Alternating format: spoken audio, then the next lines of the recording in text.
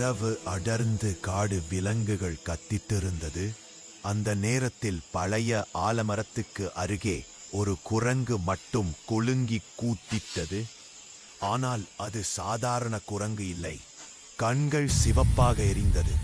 கிராமத்துக்குள் நுழைந்ததும் நாய்கள் ஒரே நேரத்தில் குரைத்தன.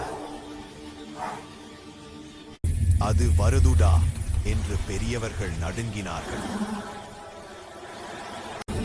வீட்டின் கூரையில் அது அமர்ந்தது. திடீரென்று கதவுகள் தானே திறந்தன. உள்ளே இருந்த குழந்தை அழ ஆரம்பித்தது. மழை முழங்க, மின்னல் அடிக்க, குரங்கின் நிழல் தரையில் நீளமாக ஒளியது. குடிசை அருகே சென்றவன் ஒருவன் தைரியமாக ஒளி காட்டு. குரங்கு திடீரென கர்ஜித்து இருட்டில் மறைந்தது. அந்த இரவு முதல் கிராமத்திலே யாரும் அந்த ஆலமரப் பாதையை தொடவில்லை.